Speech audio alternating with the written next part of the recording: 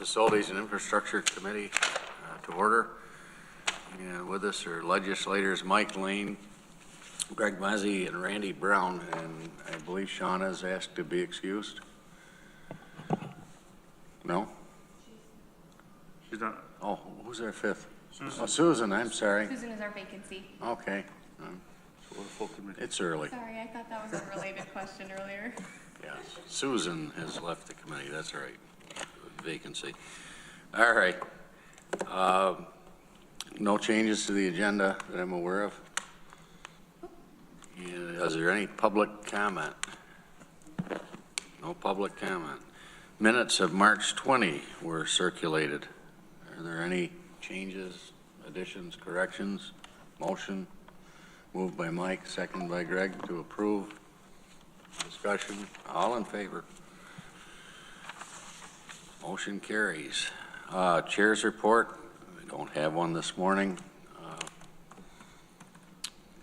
Norma's here from County Administration and Corsa is on with us remotely. Is there anything for County Administration?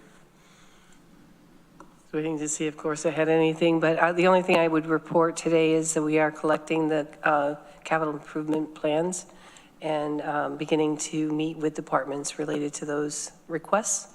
And we should have we should be bringing some plans next month for review by the committee, as well as a overall capital debt service report. Very good. Any questions for administration? We can right along. We have an item on here for the whole health department, a resolution to authorize to renew the pharmacy lease and agreement with Genoa Healthcare LLC, whole health department, ID number 13232. Moved by Greg, second by Randy. Anybody to discuss that? Ross is online. Oh, Ross, Melanie's online.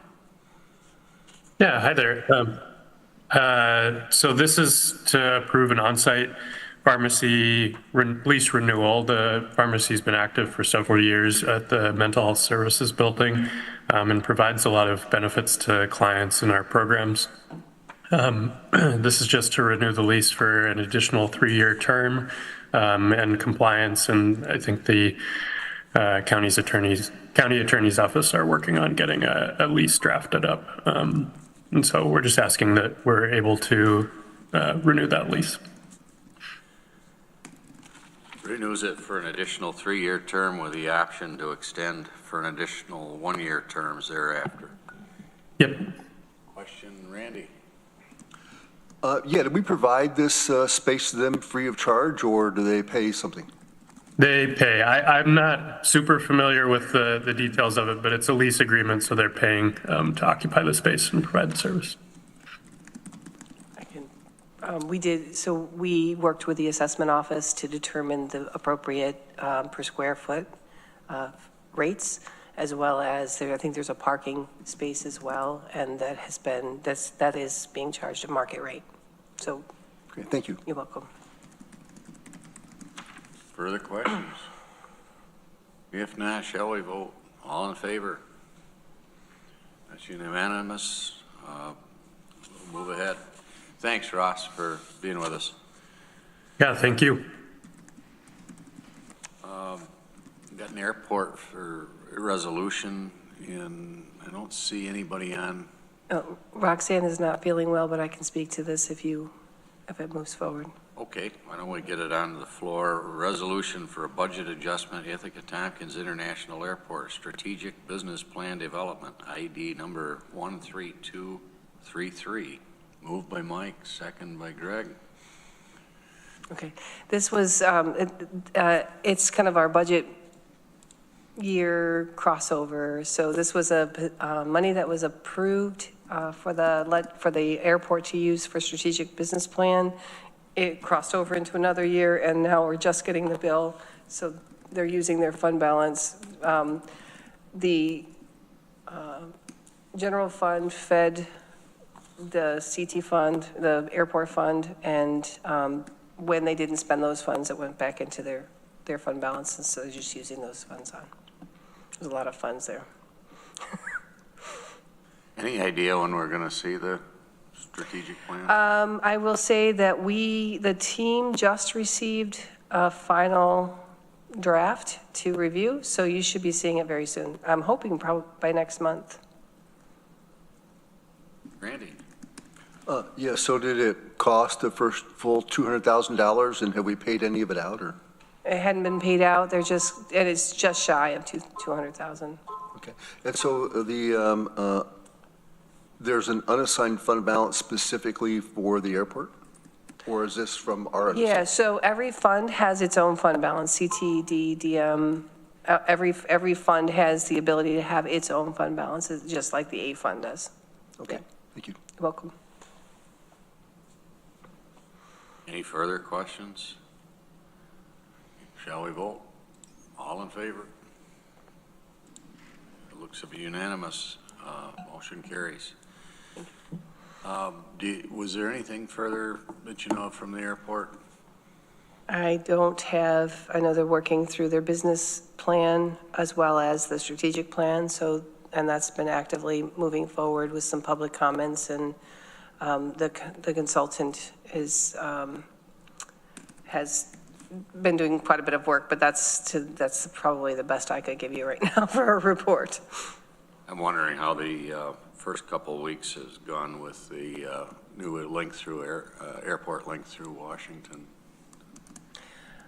Last I knew, they were around 80% or a little better than 80% employments. So, yeah, it would be best to have her. I know that they're keeping those numbers pretty It's steady. early yet. Mm-hmm. Yeah, Okay, thanks, Norma. you're welcome. Nick, Jeff, would you want to join us? I guess we'll move on to the highway department. Right along. Good. Well, you got good weather. We want to get you back out, Yeah. starting these projects. Get some sunshine. Hello, everyone. Good morning. Have a few items. Starting off with the quarterly highway capital status report. I might as well just go through it quickly if you don't mind. Certainly, if you have any questions on this report, please let us know. Podunk, there's not a lot to update. The cultural resources piece is still in the DOT's hands for review, other agencies as well. We're working with them. I will say that there's been some, like we hear a lot, some changes at the state, DOT Region 3 office that we specifically work in the planning, and they've had some loss of personnel and for different reasons, and they had let us know that their normal 30-day review was going to require at least another 30 days. That was kind of a general statement for all the projects, so we look at that as not necessarily a good thing, and I hope that they improve on their end. They are working to get people in there that can produce, get back to their level of production that they have historically done to keep these projects moving. It's not good news, but we'll keep doing our best, and we'll keep asking them for updates. Jeff, when that bridge is replaced, what's going to happen to the old one? That is part of the reason that we're not able to move forward right now, is we're working on determining what will happen with the old bridge. There was a suggestion early on. We had written the plan. We had an acceptance of the town of Ulysses. We were going to store it at the highway department for future use. That answer does not work with the group anymore, so we need to have a better plan. It's similar to the Freeze Road issue with the historical bridge and needing to find a home for it, due diligence to work to find a group or an organization or somewhere that is interested in reusing it. So there's like advertising requirements, a lot of things like that. That is the step we are at this point. We're working through trying to get them I'll say, appeased to our plan, and that once we get that acceptance, then the real work can begin with actually designing a bridge and getting to construction and things like that. I think the Tompkins Golf Course could use it. Their bridge is pretty bad. Yeah, you know, that's a great place. These bridges do have a little bit of baggage, to be transparent, that, you know, with old paint, with lead-based paint, things like that. So reuse does create some, but if we were to know that at this time, we could possibly incorporate like a rehab to remove those hazards. If say they were to step up, and, you know, obviously it's going to cost some money, but, you know, we would look at that just to be able to move it forward, you know, something like that. But Right. it's unusual to have someone want to do that, but that would be a great place for it. It is kind of on the narrow side. It is 2-lane bridge, but it's a narrow side. I'm not sure the span. That's a pretty big span down there, not to get too far down that Bigger than you think, yeah. rabbit hole. I think it's a shorter, but too long would be good. Is okay, but too short doesn't work very well. Fall Creek Road, similar. This project is on the tip. It's a federal aid project. This is not a Bridge New York project. This is a rehabilitation. This project is slated for construction next year, so it doesn't actually go into that phase until the beginning of that phase is when you could obligate the money, and that's in October 1st, next federal fiscal year. So this should be going, it is at the place that we expect it to be at this time in this project, in the phasing and the work that needs to be done. Lee. Mike? Jeff, I may have asked this before, I'm trying to remember, but is this going to be replaced with a free span rather than those parapets? No, Mike, this is a rehabilitation of the triple box. Yeah. Well, you look at just the picture you've got there showing the trees and things that collect on those things, and the more we can eliminate those kinds of things, the better. Yeah, there's no doubt. As you can see, the triple box, that's a pretty big span. The cost would be large. This is a old state road.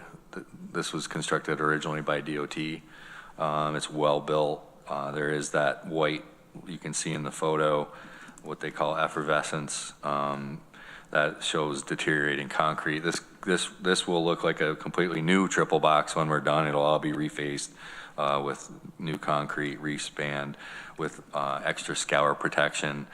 Some of the conversation we've gotten into about this before, Mike, and it is a problem with the brush that comes down and does catch, and the free span would be a better option. There's no arguing that. But the history here, there's no history at this time of any kind of flooding or a problem necessarily caused from a transportation traffic aspect by that material clogging up, I'll say. But it does require us some work to go in there, and we have some large rebar hooks we hook and drag stuff out of the creek with and things like that. But we would certainly prefer not to have that maintenance requirement with, you know, and have a free span, but that would cost a great deal more than what we're having here. Next one is midline. This one is progressing. It's with DOT as well. I think this is actually the one that we got the 30-day delay on. The fact that they're reviewing the design approval documents. When we reach design approval, it really does move along quickly, but they're short-staffed, as I said, and they're asking for another 30 days. But really, it's not really necessarily pushing the construction schedule at this time for this project. We still plan on, I would still say this project is on schedule. We have some good news. Cortlandt Street Bridge over Owasco Inlet. To back up a little bit, we bid this last year. The bids were very high. We had a pretty good grouping of bids. It seemed like a pretty good number, probably the real cost of actually doing the bridge. But in this case, funds were short from the county as far as ability to award at that time. We recently had a 5-year TIP update. We filled out an IPP, initial project proposal, submitted it to the MPO. We met with them last week. The state does see some funding available as an off-system bridge. We haven't heard confirmation of that, but if we do, we should hear that very soon and be able to let everyone know. The idea with this is that is a shovel-ready project, and that is helping it to receive this funding. And we'd like to also be very proactive and work with our consultant to back up a little bit to create a design that's acceptable to the state, which will only be relatively a small amount of money at county costs, which will get it so that you're following the federal aid process. You have to submit a design and get approval to follow the federal aid process. Being done with local funds, it wasn't done exactly like that. The bridge design is the same. It's just some of the process, so it costs a little bit of money, but it looks like we could easily complete that by October. The construction funds could become available October, federal fiscal year in next year, in October 1st, and hopefully we're keeping our fingers crossed to go to bid because we're so close, and if we allow consultant to work and get to that point, if we have design approval, we can offer bids late this year and go to construction next year. At that point, it would be, I believe, 80% 20 local. I don't have the numbers in front of me right now, but it would be a savings for us to do the bridge using that funding for sure, big savings. Yeah, we were, I think, I know your budget is showing 1.6 million. We were talking about a $2 million project overall before, and yeah, did come in, what, 2.7? It was primarily local funding, yeah. right? It was 100% local funding prior to now, yeah. And should we, I don't want to get too far ahead of ourselves. No. It does look very good, but should we, as we anticipate receiving this off-system bridge funding, it'll be 80-20. The cost of the whole project will be a great deal because there will be much more DOT oversight, but our portion of it will be great. I want to say it's like 3 point something million to do the construction piece of the bridge. That's including construction, inspection, and oversight and support. But that big number, 20% of that is much less than what we were going to be spending. So it's good news, worked out. And having a shovel-ready project, I've really kind of thought if we could, want to certainly talk to Corsa about this and Norma, but maybe we start looking at that a little more moving forward, getting projects shovel-ready and having them, spending local money to get things shovel-ready, ready to go out to construction, and then look for funding at that point, outside sources. Mike? Yeah, as I said, we used to have the idea of having a bridge on the shelf, so we'd always have one ready to go. Yep. And that made a couple of times we used that. I can remember when we were doing Myers, for example, that was very helpful. And the condition of this bridge now, is it going to be okay to push it back still another year? It's you can look in the picture and you kind of see what you got. It's a rough looking structure to look at, but it's not going anywhere. The idea that it's going to last another 20 years without some major work, no. But right now it's not posted for load limit. There's no restrictions on it. I don't anticipate another year being a big issue. Okay. You had the bid been all right? Was it this year we were going to look at construction?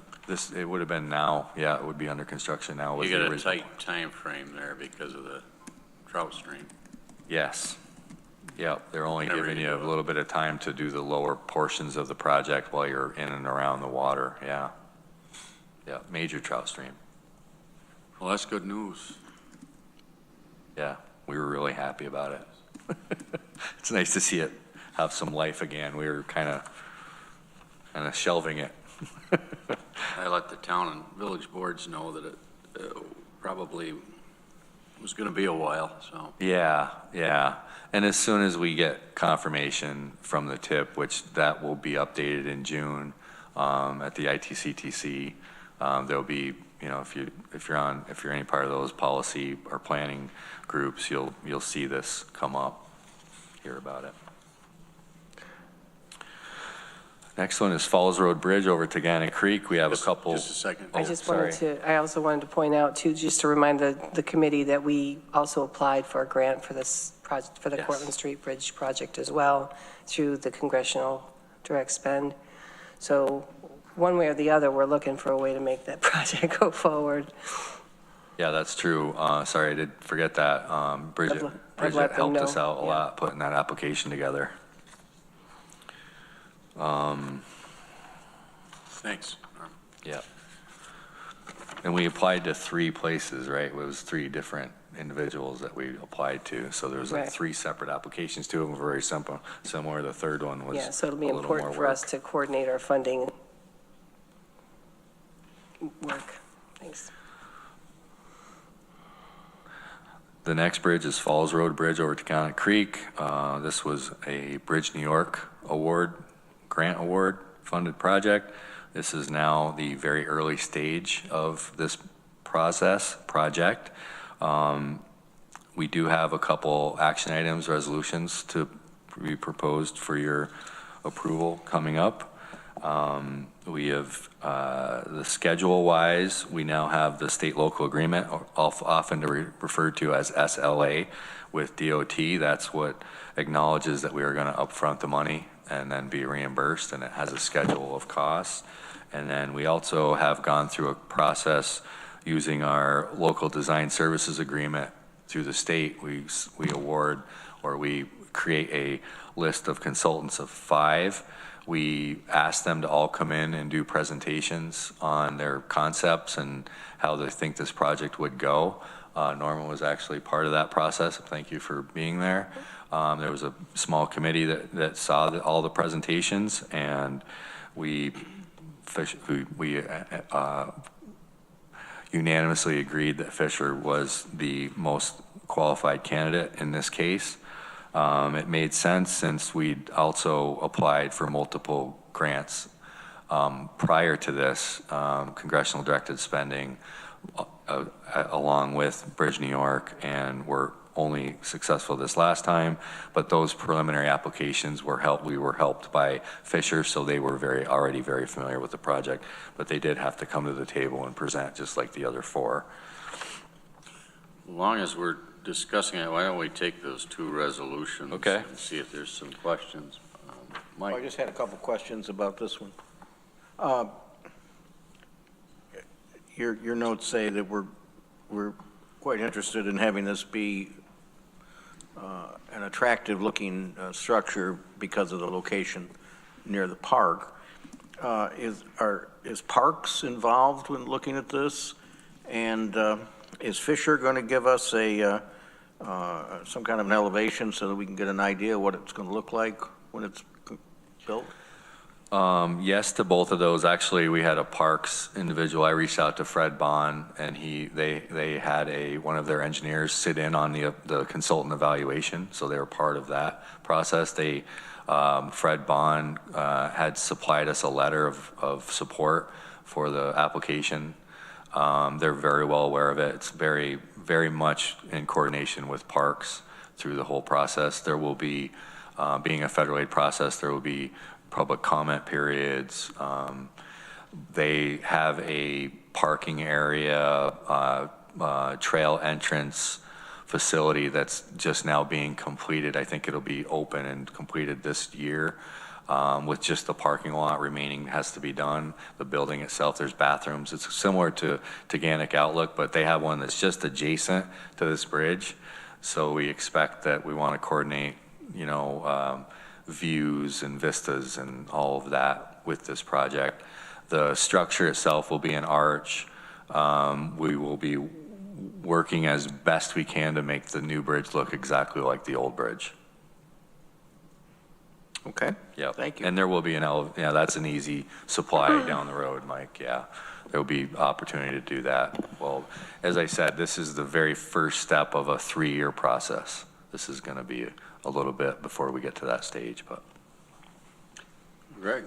What's the downtime for a bridge project like this, or the detour?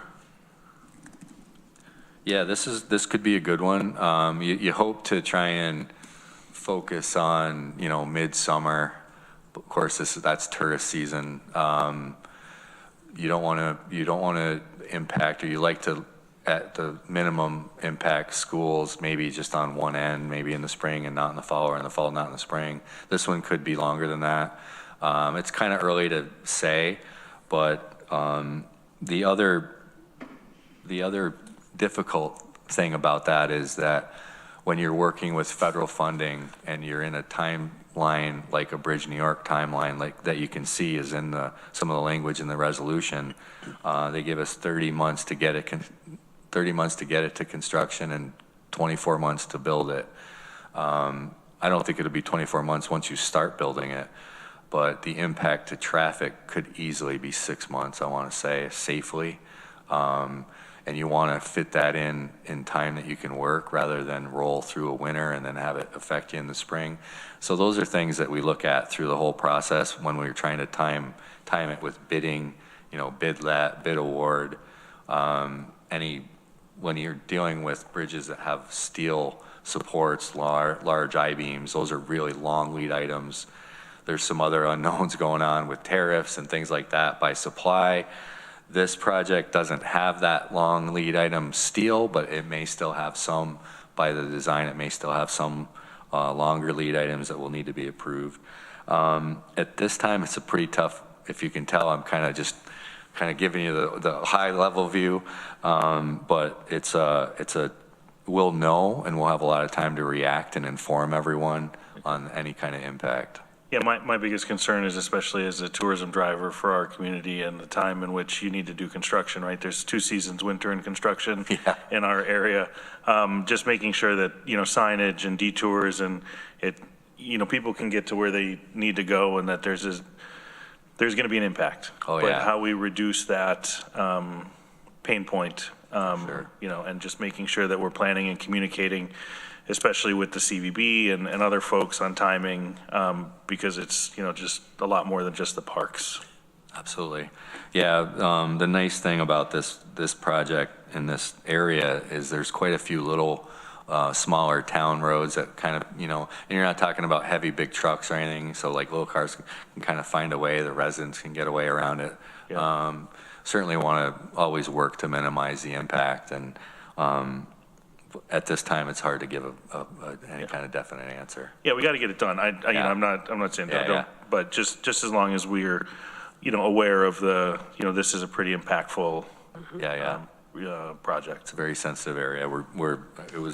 We really wanted and looked for funding for this bridge. We saw the importance of it. So getting the award is a really, really nice thing. As you can see, it's over $5 million award.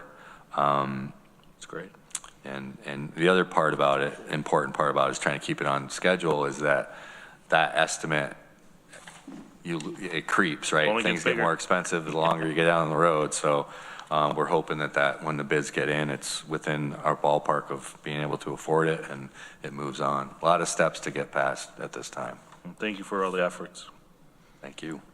Randy's got a Jeff, is this considered a historic bridge by New York State, or? It's not on the historic register, but it definitely has. If this bridge was in a completely different area, it would probably not have that interest. But since it's near a park and everything, it does have a historic aspect to it. It will not have to go through like a section 106, like a truss bridge, but it will still have some interest in retaining that look and that. And we're on that page already. Right. So I don't see that being too big of an issue, but it will be on average much more expensive to retain that than it would be, say, to just, slam a single span, not a truss bridge, but you could do a truss bridge, but a I-beam structure, cement, conventional bridge across there. I know it's not on the historical register, that to answer your question, but it does have aspects of historic nature that will follow the project along. One less hurdle, that's good. Yeah. So propose the resolutions? Yep. D, authorizing a contract with Fisher Associates for design and right-of-way services for replacement of Falls Road Bridge over Teganic Creek, Town of Ulysses, ID number 13223. Moved by Greg, second by Randy. Further discussion on this resolution? This authorizes the design and right-of-way services. If not, all in favor? Looks like it's unanimous. Motion carries. Second resolution, authorizing an agreement for the implementation in 100% funding of the cost for the replacement of Falls Road Bridge over Teganic Creek, of which qualified costs may be reimbursed from Bridge New York funds. ID 13220. Is there a motion? Greg, second by Randy. I like that 100% part. Yeah. Well, that's us. We don't get 100% back. Question? Go ahead. Why do we say may be reimbursed? I think that is very specifically in the wording of the suggested resolution that DOT provides. It could say will. That is part of the state-local agreement that they will reimburse. I think the may comes into, are you actually going to do the project? Are you actually going to spend the funds? When you start actually expending the funds, then they will be reimbursing us those portions. So there's no question that if these dollars are spent, they'll be reimbursed. There's no question that these dollars will be reimbursed under the state-local agreement, and prior to them, they will, the money, to go a step further, the term obligation, the state will have obligated those funds, so meaning that they'll be pulled away from whatever large pool they're in, and they'll be allocated specifically to this project. Okay. So once it starts, those state reimbursement funds are sequestered in that fund. Yeah. Okay, thanks. Appreciate the clarity. Yep. Jeff, does the state come by and basically grade bridges? Like saying this one is got 3 years life or 20 years life, or how does, and do you have a full report of all the bridges and culverts the county's responsible for? I'm sure it's, yeah. It'd be nice to see that. I think maybe I've seen it once before, but I'd like to get an update on that. But yeah, absolutely. You know, the list changes. DOT inspects all of our bridges on a biannual basis. A bridge is everything over 20 feet. So there are some, a county bridge span is 25 feet and larger. So we have about 106 bridges, I think. A few of those bridges are shared with other counties. They're on county lines. Those are on county roads. There are some bridges that are inspected that are between the 20-foot and 25-foot that doesn't make them a county bridge, that is a town bridge. And then there's a whole large amount of small bridges or large box culverts that I would classify in the 5-foot span and larger. They all the way up to 19.5 feet. There's no one looking at those. But to answer your question and to stay focused, all of our bridges are inspected biannually. If there are any kind of issues that they see, there's a whole flag system that we react to, and then we have to answer back, and there's a confirmation that goes back and forth between us and DOT. It can be all the way from, Lee might remember, Groton City Road was a red flag with PIA, prompt interim action. They stayed there until we showed up to close the bridge. It was that bad, or that had of a possible of a failure. It was a crack in one of the cross members. That's unusual, but it does happen. So there's the extreme, and then it goes all the way through a whole red flag and a yellow flag system. There's safety flags, things like that those inspectors find, and then they acknowledge it back to us. And there's a whole conversation and proof of completion and everything with photographs that goes back and forth for every one of those. If there's flags on some bridges, it does cause them to start actually inspecting them at a annual basis. So some of your worse, older bridges might be inspected more rapidly every year. We can provide a list of those condition ratings. The state has a website. It's BDIS, so it's Bridge Designation Inspection System or something like that. It's a little bit cumbersome if you're not in there working every day, but that's where we get our generation of our lists of bridges, and we can certainly provide you with a query of all of our bridges for the whole board, whole F&I committee, if they'd like to see our state of our bridges. You can build the schedule any way you want with whatever criteria showing span, road, what's crossed, average daily traffic, a lot of different data that you can generate out of that system. Great. I learned something today. Thank you. So the resolution carries forward funding that's already been placed in the 2024 to 29 capital plan and budget, and appropriation is $5,160,000. Local share is $410,000 of that. Any further questions? All in favor? Unopposed? Motion carries. Oh, keep us posted. By the way, whatever happened to that temporary bridge for Groton City? Do you keep that? We still have it. Yeah, it's actually, Randy, it's down on Morel Road. I don't own that property anymore. Yes, I know, but a section of that is in place down there. It carries whatever weight needs to go back to some of those houses. It's a good, someday we're gonna have to address there's another truss bridge down there that the temporary Bailey Bridge, it's also called a maybe bridge, and I don't like that name. I'm going to call it a Bailey Bridge.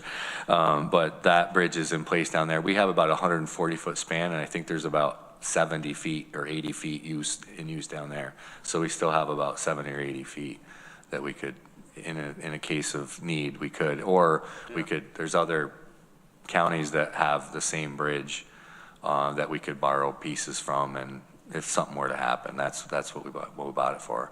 Which we bought it was a great deal at the time. It's certainly got its served money its worth purpose. out of it. Yeah, for sure. Well, here's what we've been waiting for, anticipating. The roadmap, yeah. I'm gonna let Nick talk about that. We don't just bring him for his good looks. So yes, these are the long-awaited maps that you guys were looking for. They've been developed for a while, but with our spring thaw and actual winter, we've had to adjust a few things. And I will say these are still drafts, but they're definitely getting closer to, there's always some on the paving side that this is our plan, and it may take 2 or 3 years to get every single one on there, but once they go on, they never come off. I'm looking at a few of these, they're like, yeah, that's been there 2 years, but this is the plan moving forward, and as we knock those off, depending on inflation with asphalt prices and everything else, and state funding, it kind of depends on how many of these can get done. That'd be the blue map. Those are all paving.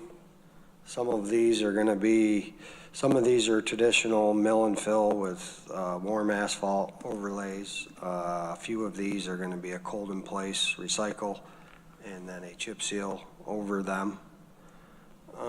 Currently, this year, none of these will be the hot in place recycle. These aren't really candidates for that process.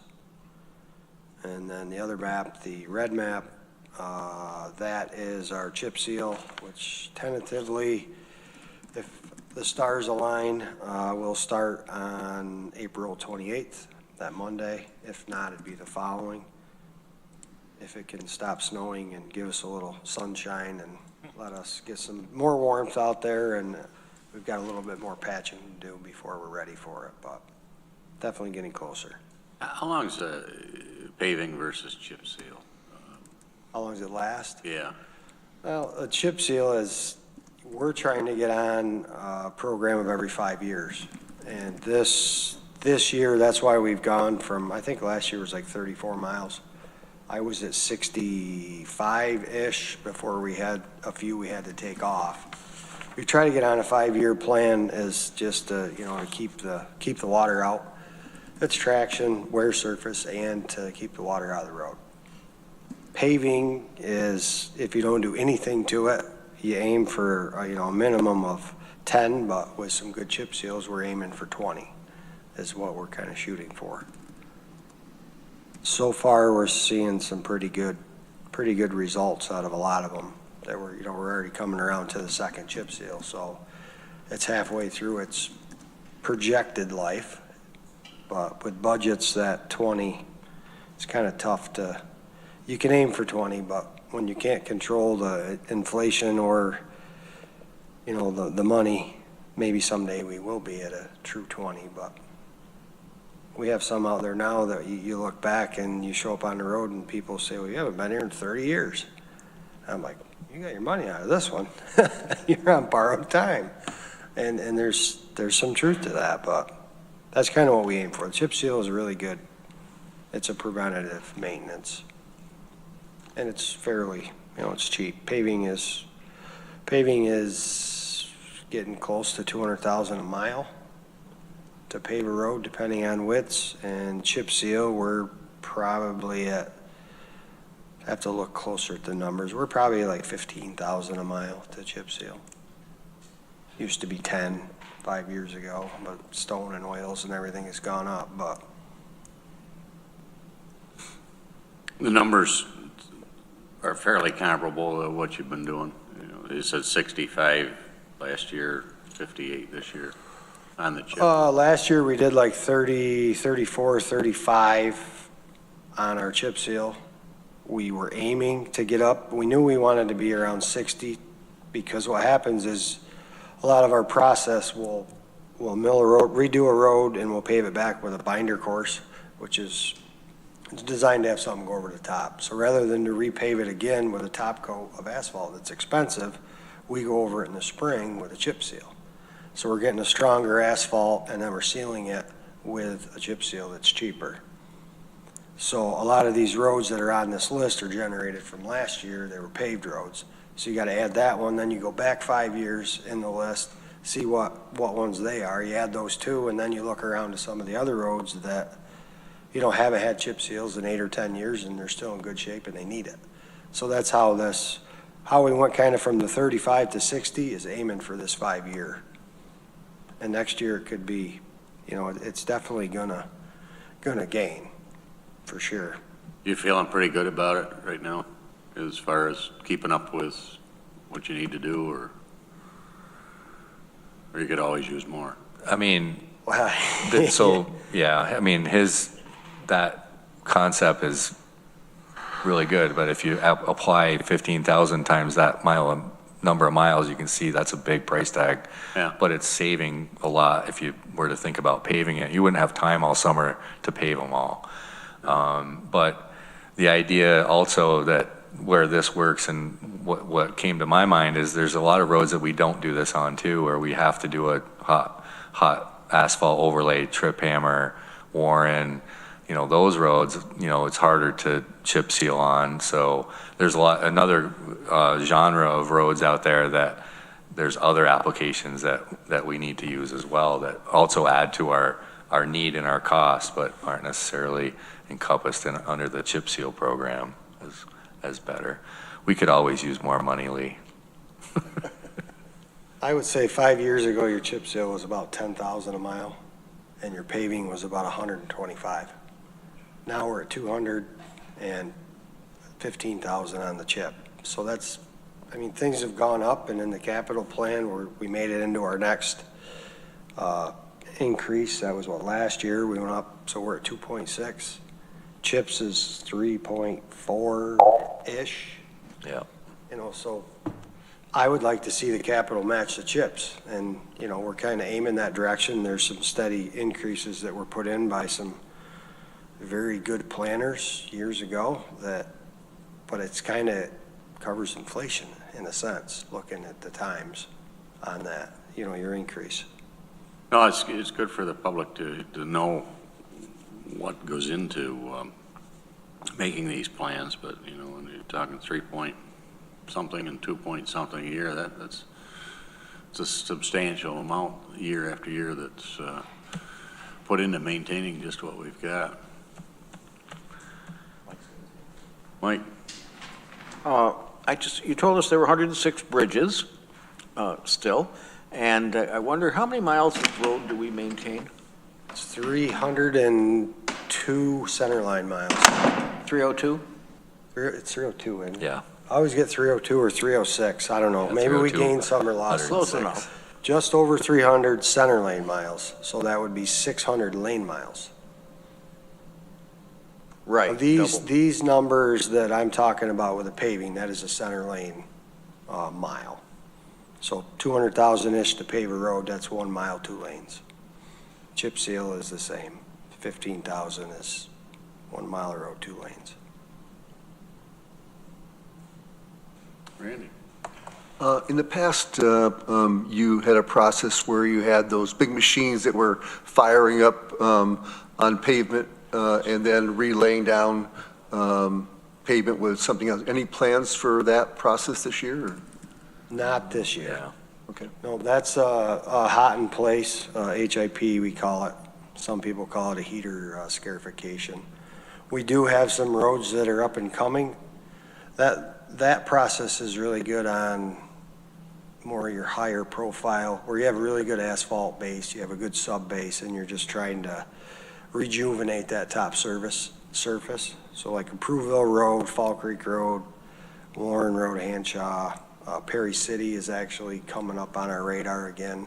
Those roads are definitely candidates for it, but nothing this year.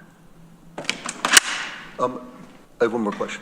So Trumbull's Corners Road, from the roundabout all the way to Enfield, 327, I think it is, that's a windy road, as you know. And I know you paved that not too long ago. Remember, maybe chip seal, I can't remember. But I noticed that there's been some washout on that road.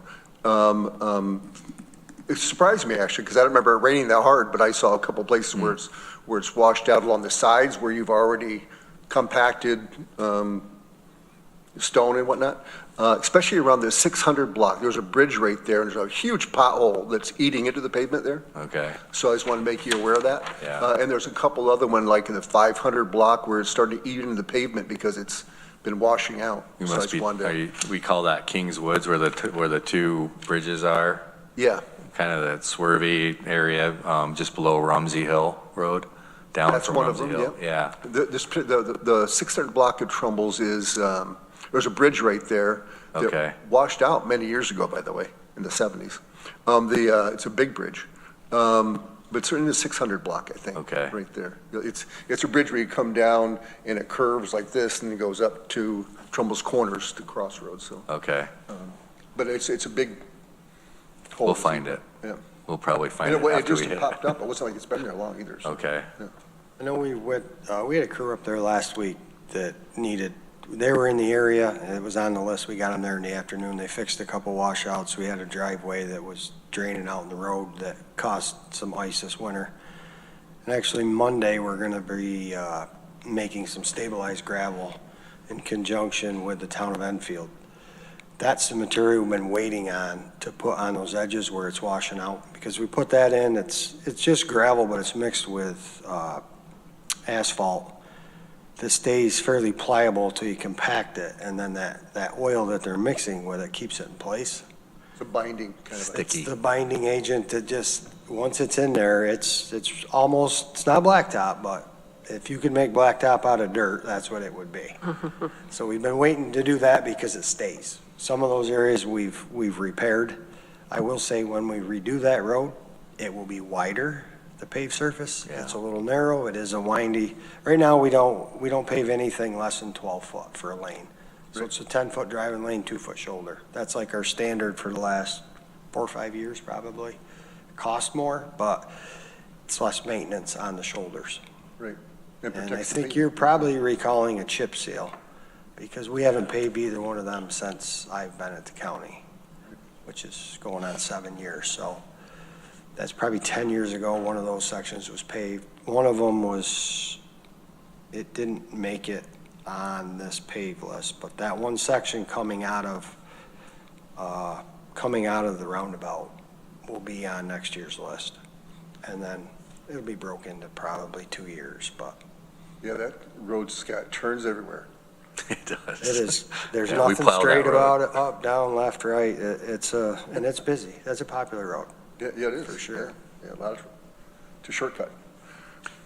Greg, did you have a question? Yeah, I guess I have 3 questions. First, when we go to do the hot in place, I think the last time there was some hot in place done by the state, and I think maybe we did some a year or 2 ago. We heard a lot of grumblings about the burning of the brush line along and all those kind of things. Is there a way to notify, residents well into advance, like, hey, if you want to trim your brush up, or if you want to do these things, and that leads into my second question of how do we notify in the area, or how far in advance are we putting up, a reader board or something like that says like paving starting X, Y, and Z? What's our communication sort of method or strategy for paving and chip sealing? And then is there additional that can be done when we do the hot in place, because it is maybe a little bit more dramatic to somebody who may not understand the process? So that was just your first question, Those right? were You have 2 1 more. and 2 combined. Okay. Sorry. So the issue we had was kind of a limited thing. We've done it in a lot of areas around the county and not had any issue. I'm happy to report that all of those shrubs have regrown and they're still alive. They came back. It dries out the leaves, so they turn, and then they turn brown, and then they do defoliate, but then it doesn't usually kill. I'm sure it does some, but generally speaking, it's a lower, more of just that season impact. We would always have a message board out at the site when there's impact to traffic, whether we're hot asphalt recycling or paving or anything like that. The siren system we use all the time, constantly. It's a great resource. We get a lot of our information that's going on in the city by directing our vehicles, our trucks, the city, the town. Everyone's really commonly using it, so we're all getting updates on our phone, email. I hope that the general public is also using that. My sense is it is. We don't have a lot of sometimes, like the morning of starting a project or something, you have a few people that might be a little disgruntled and impacted a little bit on that one morning commute. I think we do our best. There are always some impact to that, but usually it's just the early on first day, and then they kind of either will leave a little early or go a different way, and it's less of an impact as the time goes on.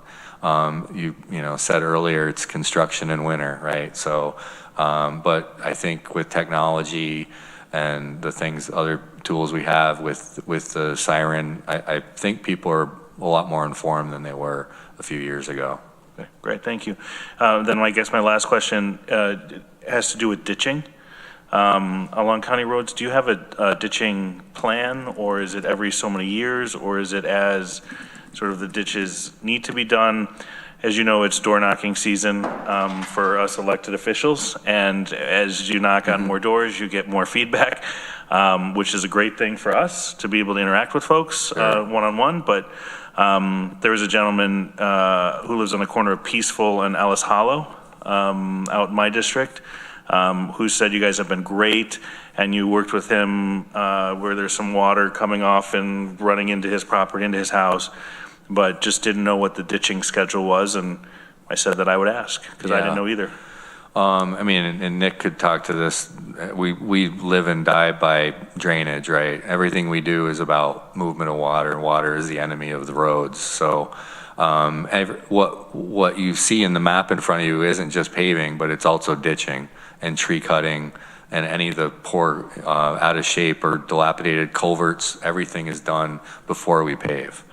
We're chip sealing roads that has been done recently, but we don't chip seal a road that maybe has a failing culvert. We'll replace the culvert and then chip seal. But paving, everything is done. So that mileage that you see of paving length, that's 2 times that, because we're ditching generally both sides of the road. There isn't ditches everywhere, but in a way of saying it.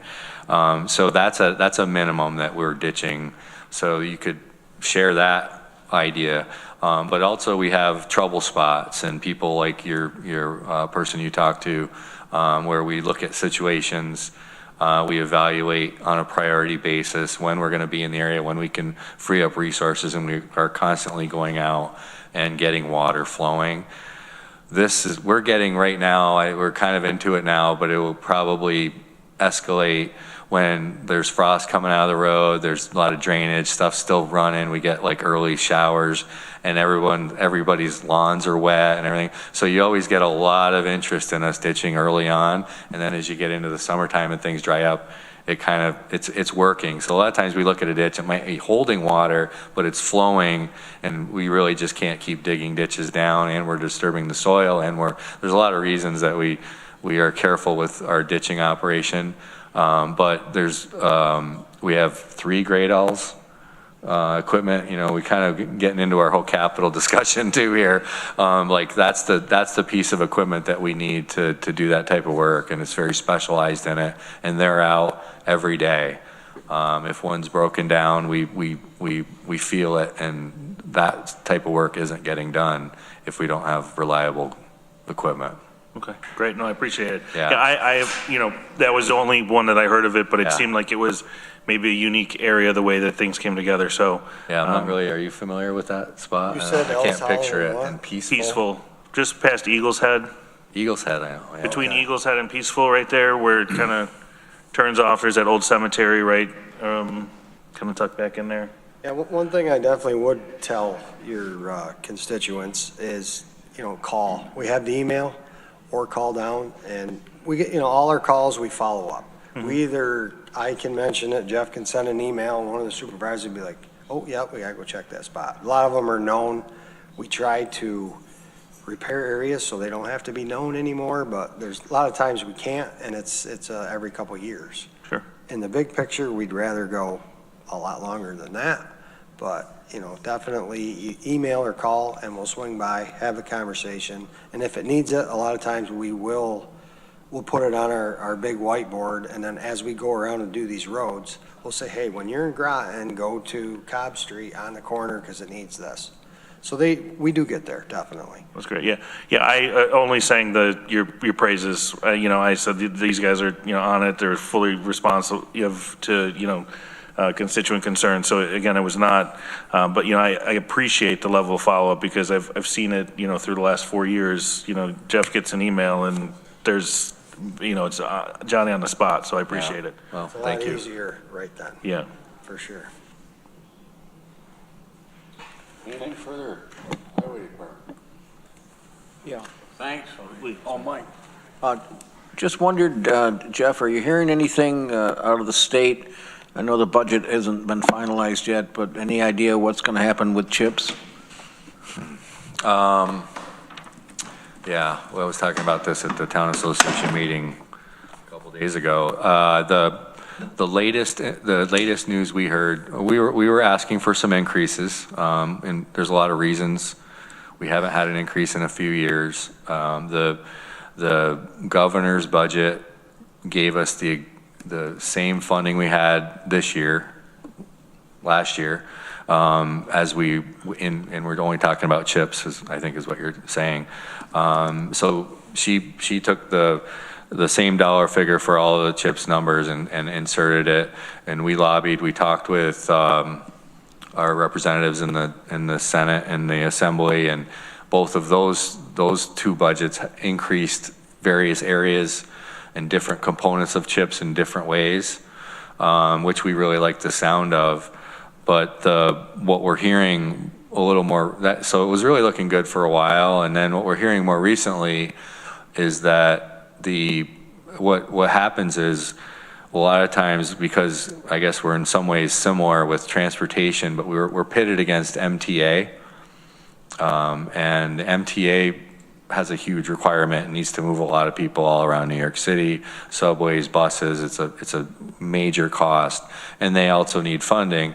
But a lot of times the MTA is more successful at being allocated funding. So what we're hearing is the MTA is kind of getting what they want, what they've asked for. Their budget is being made complete, but it's at the cost of some of our increases. We don't know for sure yet, but I do expect that we'll at least get the same funding that we did last year. I would be surprised if that changed, but as far as any increases, I think are unlikely at this point, but nothing is known for sure right now. And I can understand that. Do we think there'll be another culvert round? We're certainly hoping that there's a huge need out there. There's a lot of local need for culvert program, Bridge New York, culvert, and Bridge New York. Right now, there's not really any schedule. That was also talked about at our MPO meeting last week. We asked representatives from the state if they had heard anything. They didn't really indicate there was anything for sure, but if something were to come out, it wouldn't be until late fall that we might hear something. Thank you. Yep. Anything further? Highway Department. Oh, may you have good weather. Yes, please stay dry. Yeah, warm and dry. That's what we all want. Thank you. Thanks. Thank you. Jeff, Nick. Can you use your microphone, please?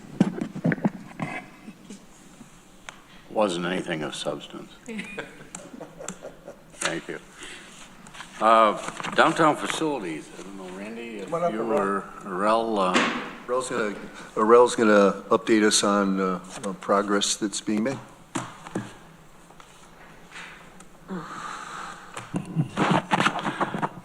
Good morning to all of you. Just wanted to give a brief update. We did not have a downtown facilities special committee meeting this month, but we will have a jam-packed one next month.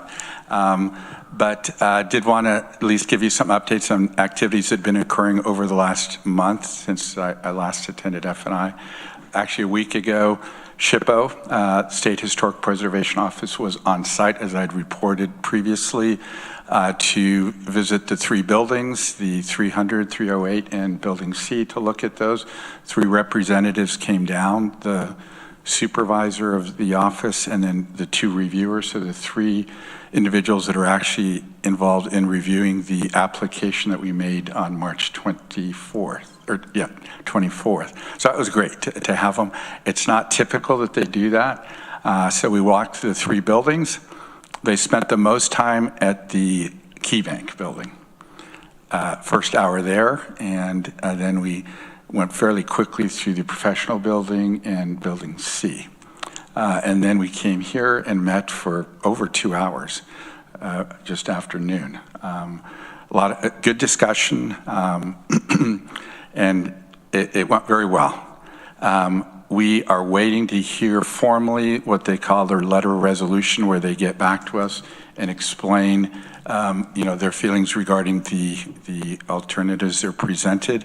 I think the feeling is that there are other close partners that have been involved in the process that we've not discussed the meeting with, and in the letter of resolution, there's some steps that the county needs to be involved in. So at this point, that's all I can share at this point, but it's looking very favorable. The other steps that are occurring is we are nearing completion of the space program update. We've been meeting with county administration. We've met with all the departments, and then we've started to compile the space updates, and then meeting with county administration to go over some questions we have over space issues. And we are going to be starting this coming Monday, the city utility study. So we're basically looking at the utilities, both water, electric and gas at that corner, to see if the existing utilities would be able to sustain a new building. We also have started the conversation for the IT relocation, either a temporary or permanent relocation. So we met with them a couple of days ago, and that went very well, the discussion there.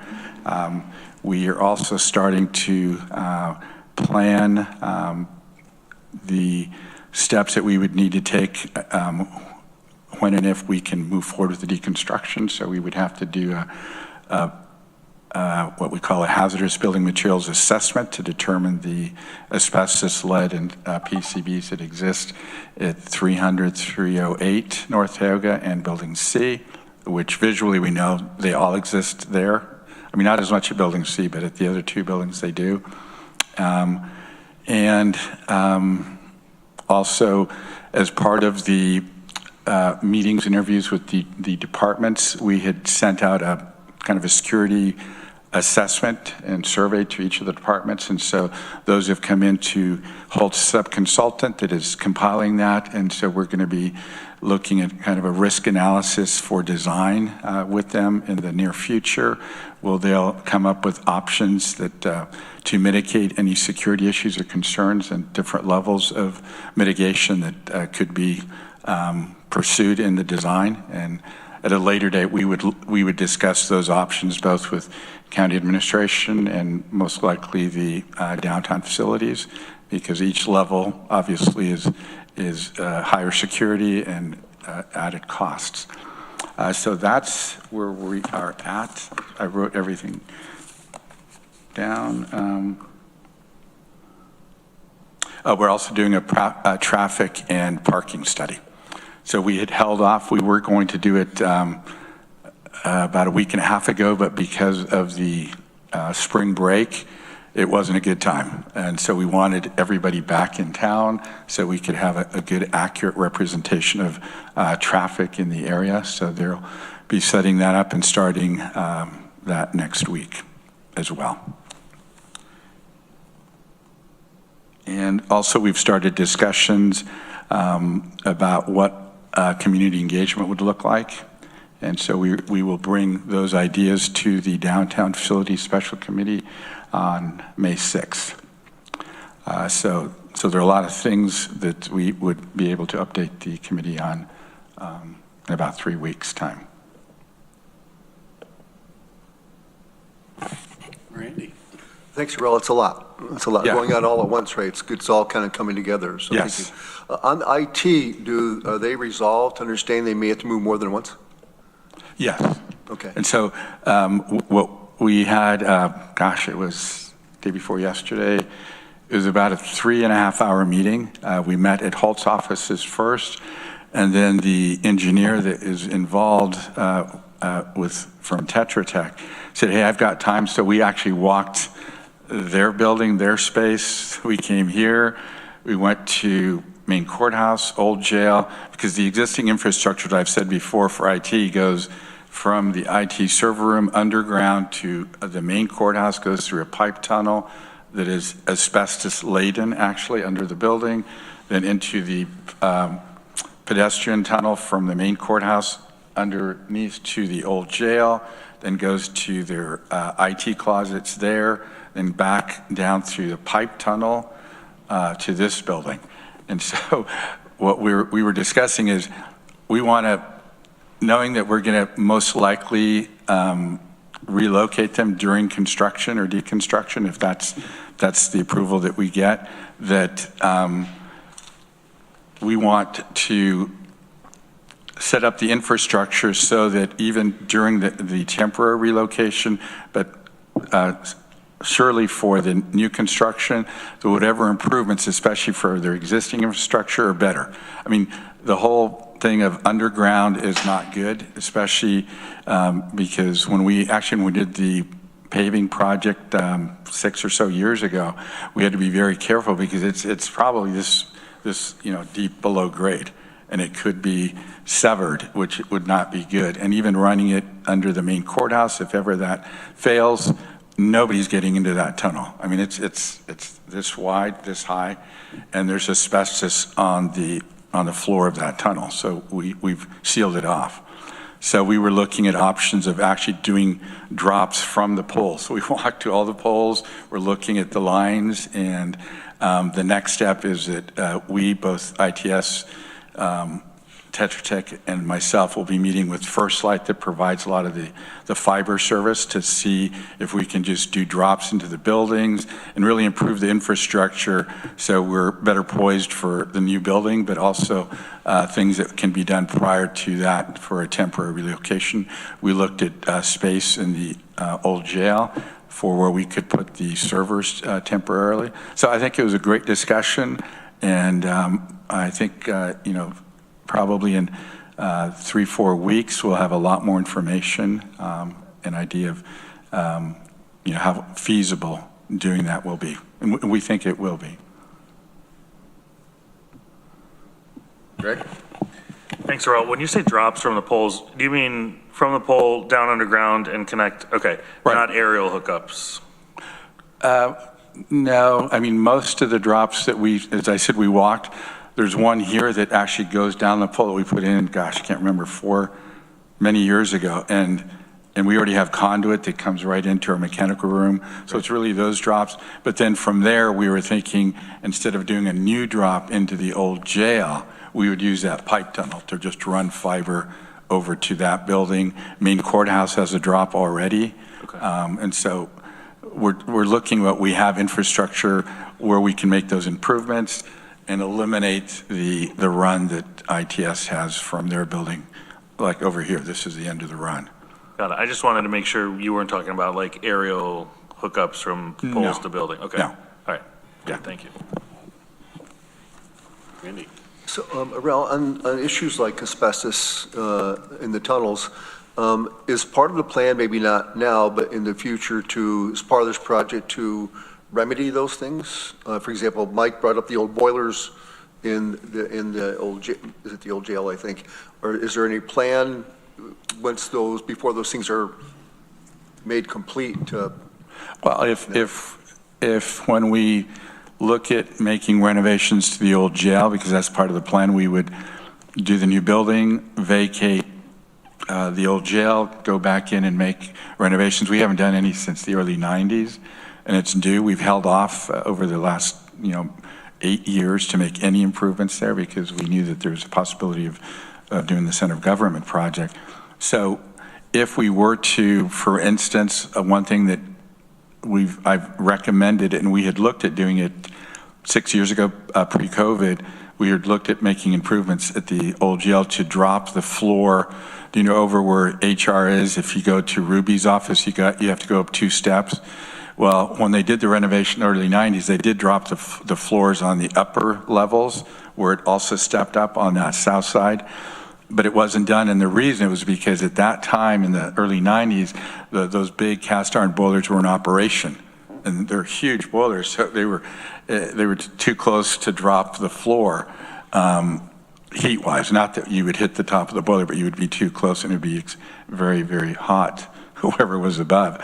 So we've explored dropping that floor. It's a small section, and if we did that, we might look at removing that cast iron boiler. There's a lot of space there. It's not space that I would say would be usable space for offices, but it could be good for mechanical space. And as I said, we got a proposal to do that maybe 10 years ago, and it was like $75,000. But sometimes if you're doing a larger project, there may be a benefit if the same contractor to do that. So I'm not ruling it out, but at this point, it's not necessarily included in the scope. Main courthouse, we've never done that. We don't get into those tunnels. If we still had steam, which we had back in those years, we would have to. We would have to service the lines. Everything now, there's nothing in there that we would need to get into. So it's sealed off. Nobody has access to. There's no airflow where it's mixing with air at any sort. But yeah, that would be that would be a difficult project to do because that building, and we have the original drawings, there's a perimeter tunnel around the entire building, and there's also some interior tunnels. They're pipe tunnels, tiny, and so there's a lot of that there, but it hasn't been disturbed. But obviously, if you were to go in there, you're probably going to disturb it. So the last time we had anybody in there was 25 years ago. And that's when they ran actually that fiber. Thank you. Mike? Yeah, this is very good to hear all about this. I saw your group out there looking at that. That's right. Ugly new utility pole that they've planted outside this building here. And the only thing better about it is it's not quite as ugly as the old one. But I know. They don't tell us. They just show up and start putting it in there. so I kind of wondered what was going on there. Glad to hear about all that activity. I just would mention, and I had mentioned this before when the Holt Group was here about the Cuyahoga County office building in Auburn. Heard on the radio coming down this morning that it's still closed for asbestos and other kind of removal there, and it's going on a year, and that they had just moved the county clerk's office to the community college up there. So I think it's interesting to know what's happening with a large single-use building that we're contemplating. Yeah, and actually, good thing you brought it up, because shortly after you mentioned that, Quay, the principal that has attended the meeting before, did reach out, and he suggested to me that it may be beneficial to talk to them, even do a site visit, and not as much the asbestos issue, although that would be helpful to discuss that, because we wouldn't have that issue in a new building, but it was more so even get their feedback on when they consolidated, all their departments in a new building, how that process went, if it was good, if if they had to redo it, would they do it differently, kind of get that type of feedback. So he suggested when things slow down, which I don't see that, but I mean, it was basically after we kind of get a SHPO formal decision that we may benefit from doing that. So I agree. Yeah, I'm glad to hear that. I think that would be a great idea. Oh, and by the way, just while I've got the floor, glad to see the new copper downspout replaced on this building. There's a whole long, I think I've told the committee the whole long story. I mean, the former deputy actually tracked down the individual. I mean, we had cameras. It happened at night, but we were able to find distinguishing features from the vehicle that backed up. It was a pickup truck that took it, and it had a dent, it had a sticker, and so Alan printed that and distributed all our staff. They go to, because it looked like a contractor, so he said, if you ever go to Lowe's, Depot, any of the outlets, or check the parking lot, see if you can see this truck. Nobody had any luck, and then just by coincidence, Alan, like a few months later, was at an intersection. He came to an intersection around here somewhere. The truck pulled up, and Alan he said, that's the truck. So he followed the truck and then came up behind it a few blocks later, took a picture of the license plate, sent it to Sheriff's Department and District Attorney. They were able to locate the individual in Owego, and they confronted the individual. He confessed that he had taken it. He had sold it for recycling. He was prosecuted and had to pay, I think, almost $1,800. And we got the check maybe 2 weeks ago. I mean, it's taken like almost 3 years. But yeah, and so we ordered it once we got the check, and yeah, it looks nice. My only fear is that, they should have just aged it, because now we have better cameras now, but yeah, it really sticks out. So that's a great story. Somebody ought to write it down. I know. Well, I know that the DAs have it because they had to get Alan's testimony of it. I wasn't present. This is just, the stories that Alan told me, but Alan was, he was persistent. He was not going to let that go. And he found the guy, so. Well, if we see him again, express our real thanks. Okay, I will. Randy?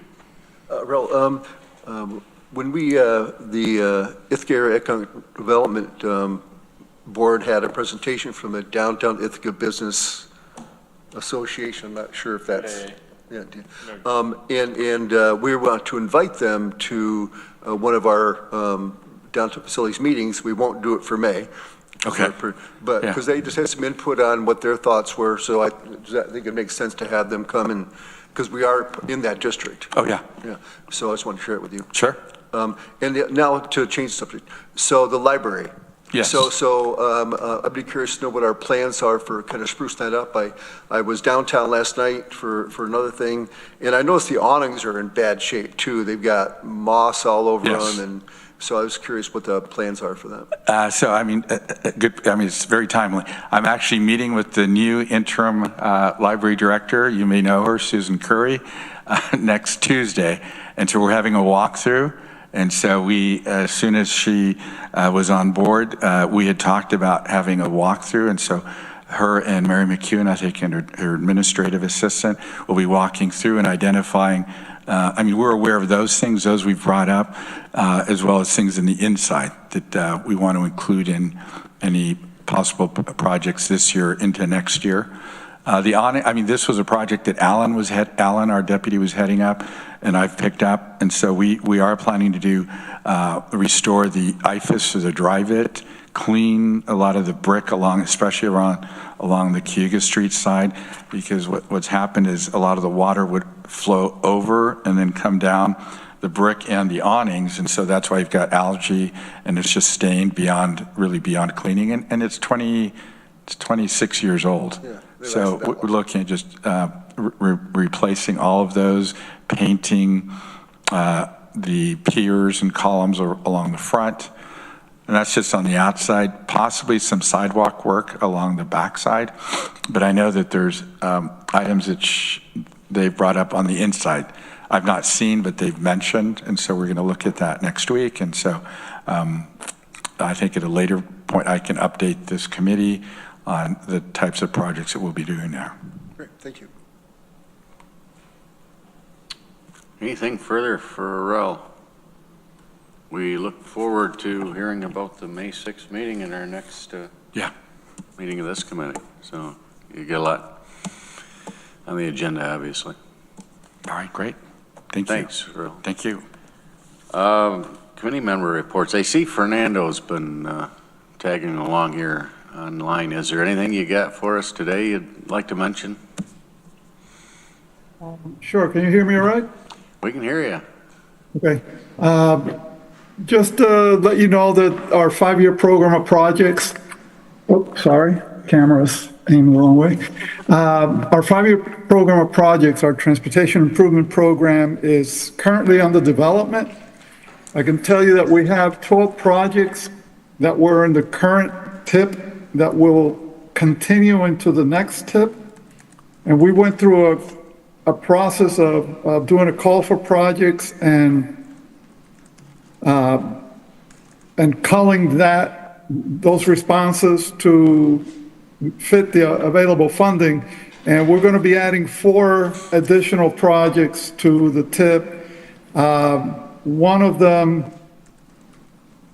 being a county project, the replacement of the Cortlandt Street Bridge over the Owasco Inlet, which I think has been mentioned already in this meeting, that will receive federal funding. DOT was eager to support that project in this effort. The other 3 new projects, just for your general information, are the repavement of East State Street in the city of Ithaca basically from the city line into Stewart Avenue, not Stewart, but to the intersection with Ithaca Road 366. That section is really very poor shape, so this will be a nice project. Replacement of the Hancock Street Bridge over Cascadilla Creek in the city, and improvements to Spencer Road, also in the city. A section from the roundabout to where the road is cut off as it goes up to Stone Quarry. So those 3 projects are in. We received 9 applications for projects. The other projects that are not getting funded are, now on our radar. And as we see opportunities, we'll seek to try to fund those.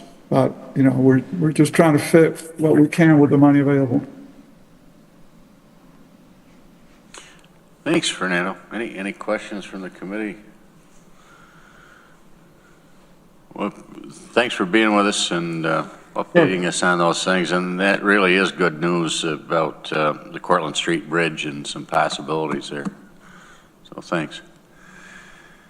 Any committee member reports today? I just want to call attention. We had a flyer distributed. There's the Tompkins Transportation Scout application launch is happening today from 4 to 6 at the History Center. And if anybody may be interested, there'll be a live demonstration at 5 o'clock. So, anything further for the committee? If not, shall we stand adjourned? Thank you. Covered a lot of ground.